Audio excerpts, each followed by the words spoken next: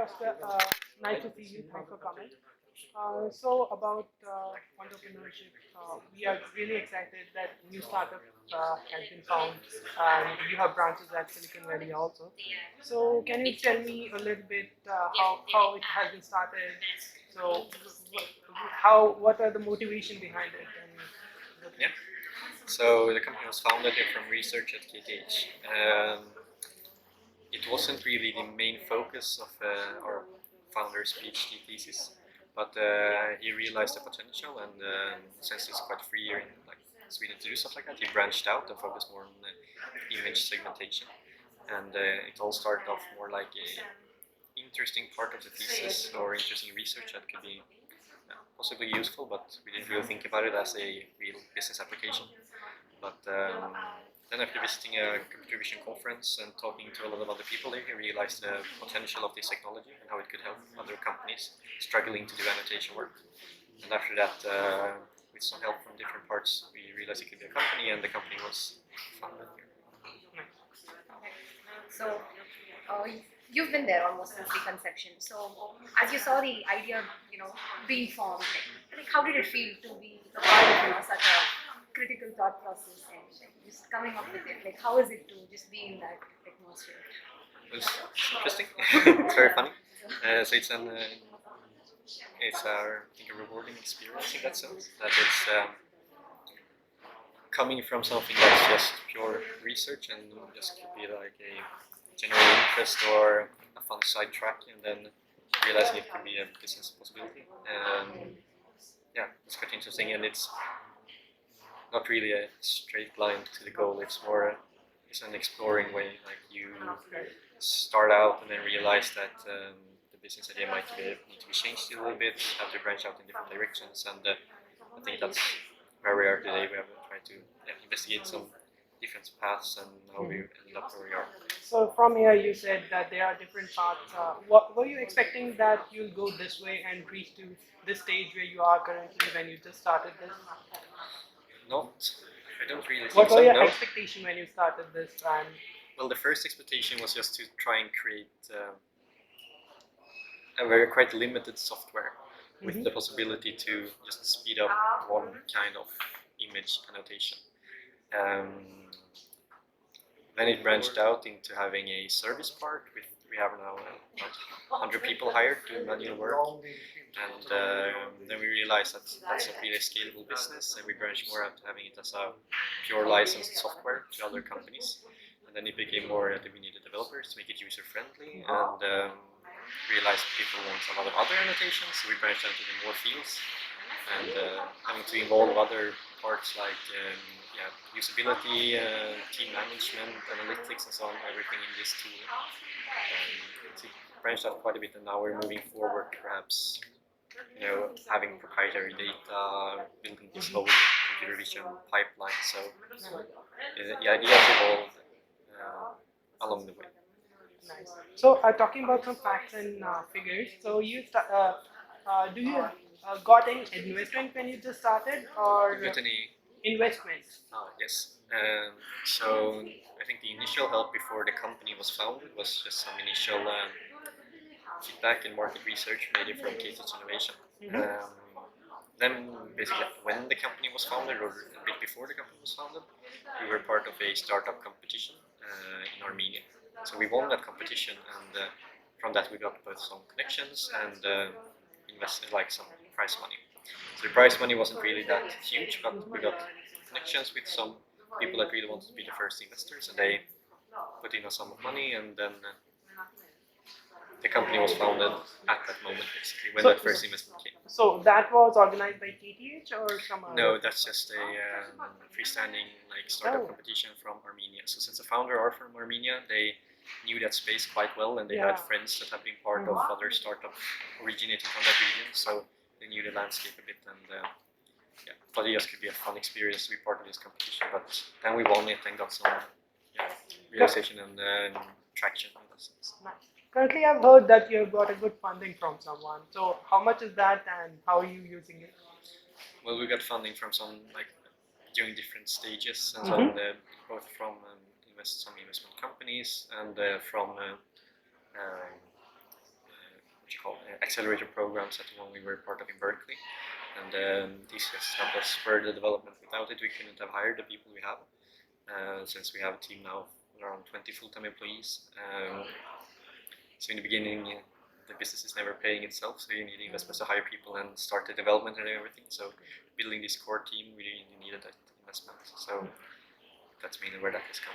So currently, including part-time and the full-time employees, how many are there associated with your company?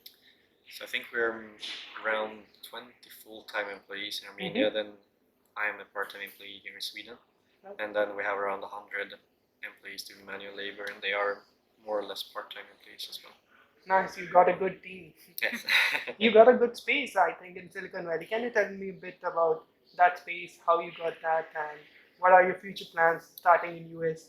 Yeah, so we when we first got admitted to this incubator program here at Hitesh, they did that, started doing it, but we were quite split up at that time. We had some people originating in STEM, like located in Armenia. Both our founders still were doing their PhD in both here at KTH and in Amsterdam. But we applied for this Berkeley accelerator program to just further accelerate our process. And then the two of them dropped out of their PhD studies to focus full time on this endeavor. And when we got this accelerator program there, we just got a huge opportunity to be part of their network that comes with both other companies, like large or small startups, investment companies, and everything that's included in the Bay Area.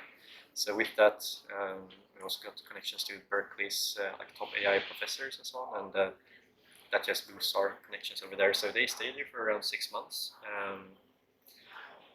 trying to network and find connections and so on. And with that, we got quite a strong base in Silicon Valley. So from that on, we have an office there as well.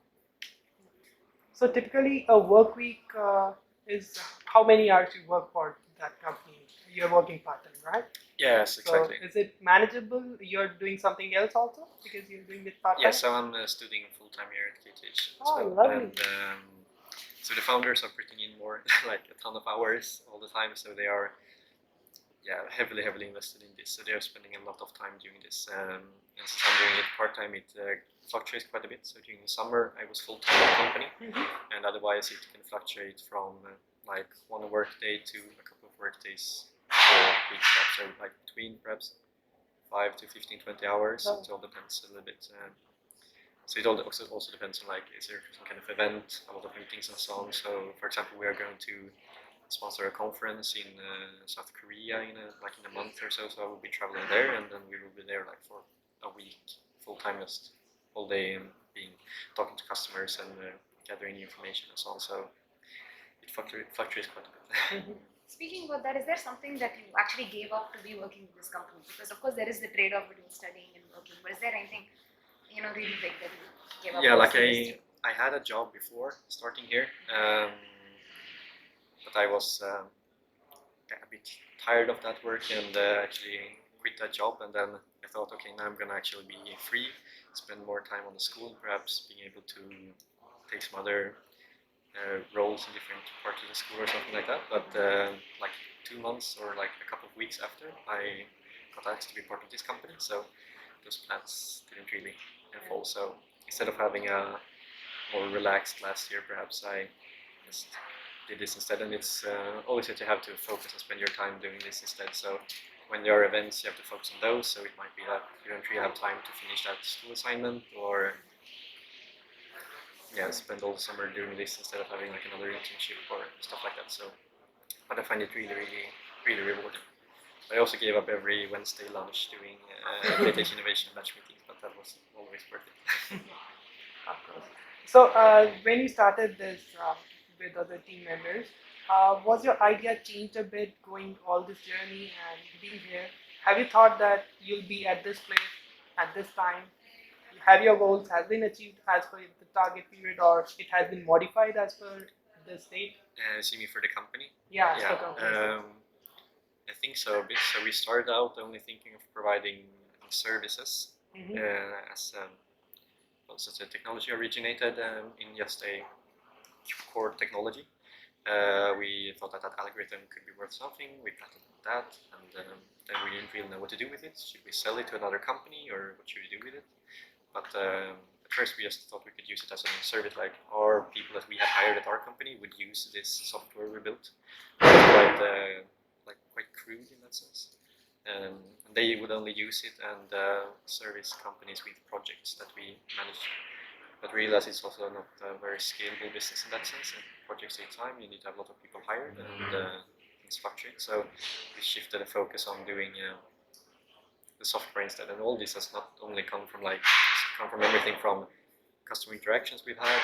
When we talk to other companies in the business, what we know that they want and stuff like that. So now we incorporate a lot more technologies into our tool. We are developing things further. We got some technology from Berkeley and some of their professors that we're incorporating in our technology. That's not really like our core business in the beginning, but now it's become part of it as well. So it's changed a bit, and also other things like the business model and who to hire, what to do, where to be based, and so on. So all this input from different sources has really helped. So that's the current thing. What are your future plans for this company? There's both short-term and long-term plans, I guess. Yeah. So the short-term plans are more involved with like finishing the software product, launching that, trying to get in some customers, finishing some polishing projects and tools. The more long-term plans might be to create end-to-end computer vision tool for managing these projects from the first image gathered to the last model that can predict something. So those might be the long-term plans. Yeah, so we are Super Annotate. We're doing image labeling, so it's called image annotation. So we're labeling objects in images, and those images are then used to train different AI systems for recognition. So we're working in the computer vision sphere to take raw data and provide training data for these AI models. We're doing this with it's a software we have developed that's the fastest, most precise and self-learning software there is out there today. All right, thank you.